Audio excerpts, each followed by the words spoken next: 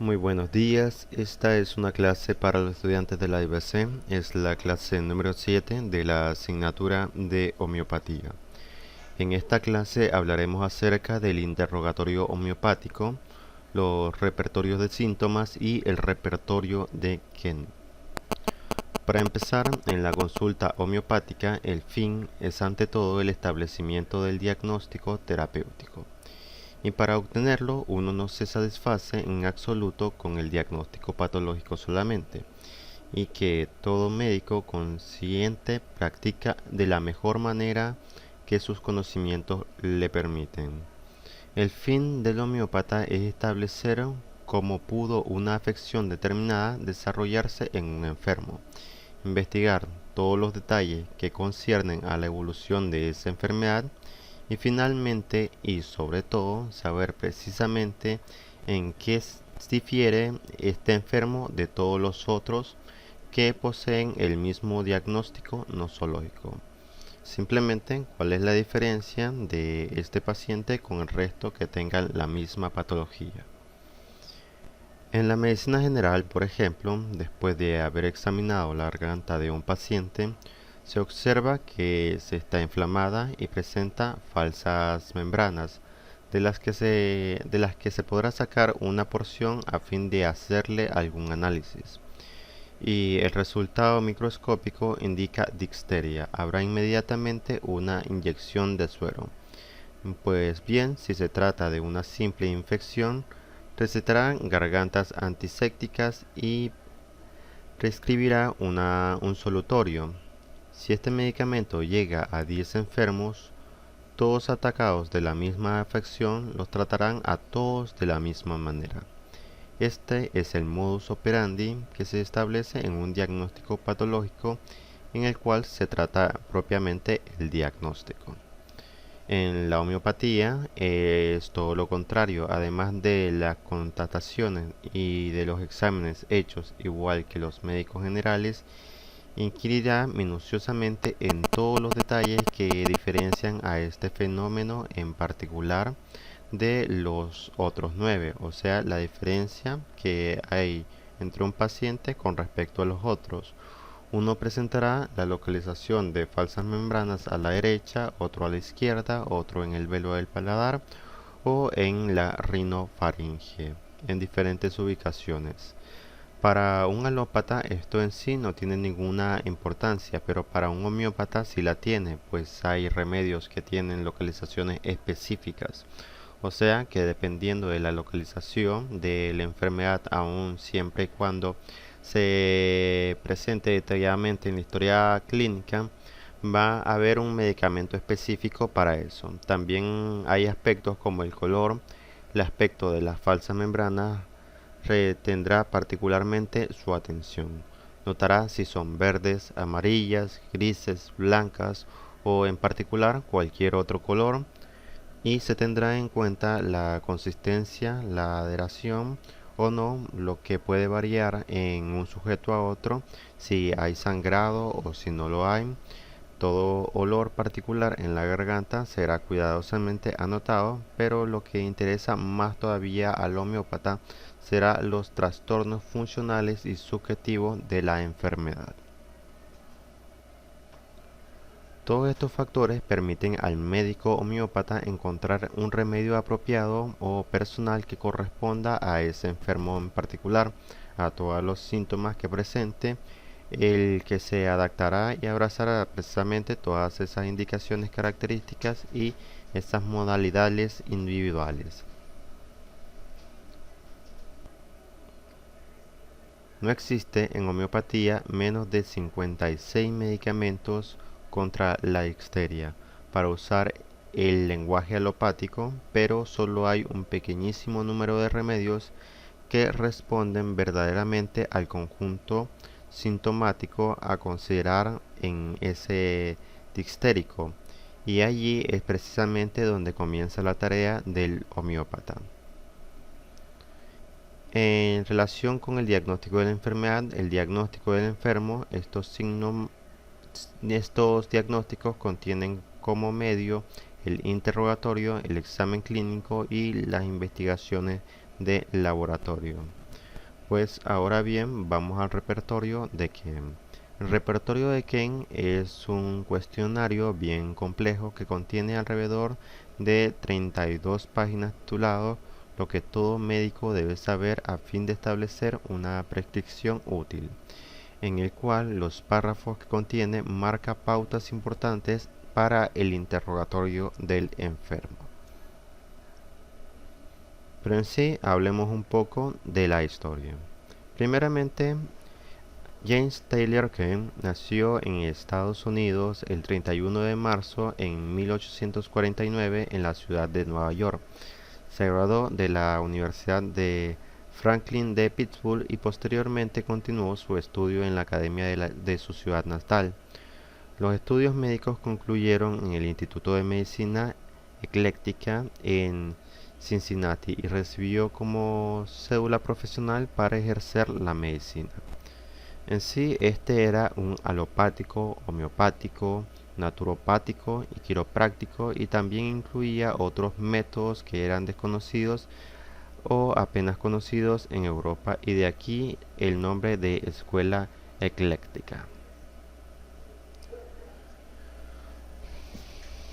Como resultado de sus cualidades personales y su amplio conocimiento, fue designado profesor de la Universidad Americana de San Luis a la edad de 28 años. Para ese momento únicamente tenía un conocimiento muy superficial acerca de lo que era la homeopatía, solamente había escuchado mencionarla.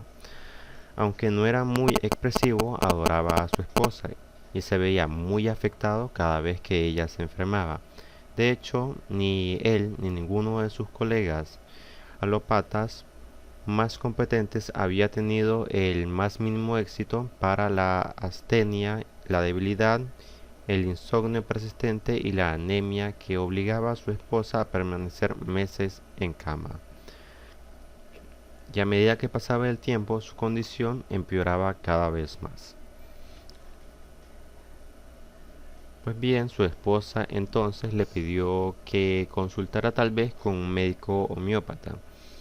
En sí, Ken no le agradaba la idea, pues ya había consultado con varios especialistas anteriormente y no creía que un médico homeópata podría realizar una diferencia. Sin embargo, al pasar del tiempo y con la insistencia de su esposa, este cedió e incluso pidió estar presente durante la consulta para saber cómo es que trabajaba.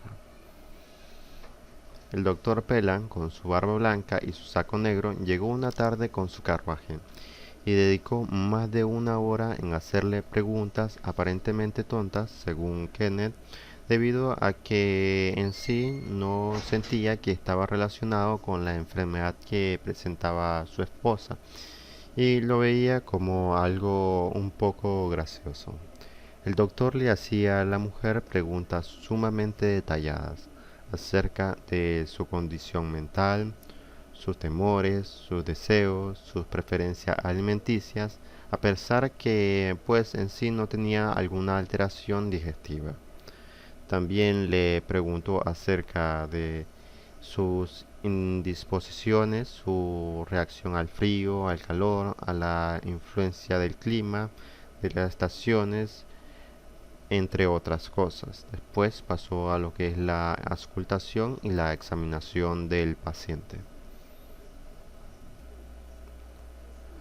Poco tiempo después de haber hecho el interrogatorio y la inspección al paciente, le pidió al doctor Ken que trajera un vaso de agua, algo que éste accedió, pues debido a que habían estado hablando una hora y en realidad no era algo raro que presentara un poco de sed. El doctor Pelan, cuando llegó el agua, puso unos diminutos glóbulos en el agua, que indicó a la esposa que debería tomar una cucharada cafetera cada 2 horas hasta que se durmiera. Esto, obviamente, Ken no podía creerlo, que fuera en serio cuando ella no había cerrado los ojos en semanas. Ken en sí concluyó que el hombre era un tonto, un impostor, y le mostró el camino hacia la puerta. Simplemente lo sacó de la casa. Tiempo después, Ken se encontraba en su oficina, que ocupaba la habitación contigua a la de su esposa, preparando una de sus conferencias. No queriendo hacerla sentir mal, fue a verla 2 horas más tarde para darle su pequeña cucharada de medicina sin ninguna convicción en realidad. Después de su segunda dosis estaba tan absorbido en su trabajo que se le olvidó regresar a su habitación. Únicamente se acordó unas 4 horas más tarde y cuál sería su estupefacción cuando entrara al cuarto y encontrara a su esposa plenamente dormida, algo que no había sucedido desde hace ya mucho tiempo, a pesar de muchas drogas que se le había dado cuidadosamente administradas. Así que el viejo doctor regresó todos los días y poco a poco la paciente empezó a mejorar hasta que pudo levantarse, y unas semanas más tarde ya se había recuperado completamente. En sí, lo que ningún profesional de la medicina, sin importar su fama, habían podido hacer, lo había hecho un homeópata, de manera inmediata, amable y restableciendo la salud de su esposa de una manera permanente. Kenneth se sintió profundamente impresionado y, como era fundamentalmente un hombre recto y honesto, se sintió en la obligación de disculparse y confesarle su escepticismo en su completa falta de confianza durante las primeras visitas y su conversión total después de la notoria mejoría en la condición de su esposa. Bajo la guía del Dr. Pelan estudió el organón de Hahnemann y trabajó día y noche leyendo todo aquello que cayera en manos acerca del paradójico método. Ya en 1884 asume el puesto de decano en la Facultad de Medicina Homeopática de Filadelfia. Fue en esta época que perdió a su esposa, un hecho que le provocó sufrimiento durante varios meses, perdiéndose en su trabajo como pionero en la homeopatía. Poco después, una paciente a la que había tratado durante mucho tiempo se convirtió en su segunda esposa, que era Clara Lois, que había concluido sus estudios médicos y se dedicaba también a ejercer la medicina. Bueno, esta paciente había consultado a doctores homeópatas y todos ellos le habían recetado la chesis debido a que presentaba síntomas relacionados con esta sustancia. Ken estudió su caso durante un largo tiempo para finalmente concluir que ella había estado manifestando síntomas de la chesis durante muchos años hasta que finalmente desarrolló un miasma iatrogénico de la chesis. Básicamente esta sustancia es el veneno de una serpiente. La repetición constante de un remedio después de que uno ya ha desarrollado la enfermedad sintomatológica puede crear una enfermedad iatrogénica, que en ocasiones puede volverse bastante grave e incluso incurable. Sin embargo, su personalidad competente e inteligencia la convirtió en una esposa inspiradora, y fue justo a ella que ejecutó su trabajo maestro, sus conferencias sobre la filosofía homeopática, la materia médica y el repertorio de Kenneth, que es un conjunto de repertorios de diferentes pioneros en la homeopatía. Pues bien, el repertorio de Ken en sí es un diccionario sintomático de las sensaciones y signos que las drogas producían en individuos saludables. Contiene, entre otras cosas, los fundamentos de la doctrina, luego los remedios para curarla y por último el diccionario que indica los remedios que corresponden a la sintomatología del paciente.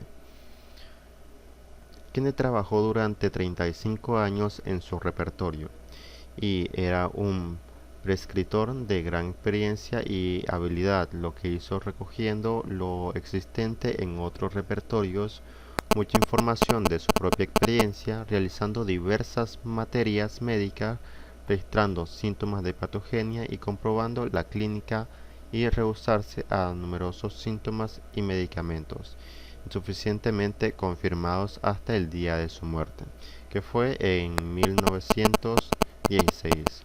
El repertorio de Kane está organizado por capítulos, para un total de 37, los cuales son mente, cabeza, vértigo, ojos, visión, oído, nariz, cara, boca, dientes, garganta, etc. Básicamente, cada uno de los repertorios estaba enfocado en una patología o también en algún órgano o víscera o parte del cuerpo. Entre estos 36 capítulos, los más importantes son el de la mente, que es el primero, y el último, que son general, que habla un poco acerca de todos, pero hay otros de gran valor, como por ejemplo el de estómago, el de genitales y también el de sueños. Bueno, por el momento sería todo de la clase de hoy. Esta fue una clase tal vez no tan larga, pero algo sí tengo que decir. El repertorio de Ken, o pues en sí los repertorios en homeopatía, son bastante amplios. Y sería verdaderamente riguroso hablar acerca de todo lo que está relacionado, ya que es, como dice, un diccionario. Así que voy a dejar un archivo en PDF para que ustedes lo descarguen y puedan tenerlo, que es un libro y ahí hay bastante información acerca de los repertorios. Bueno, ahora sin más que decir, que pasen un buen día y nos veremos en la próxima clase.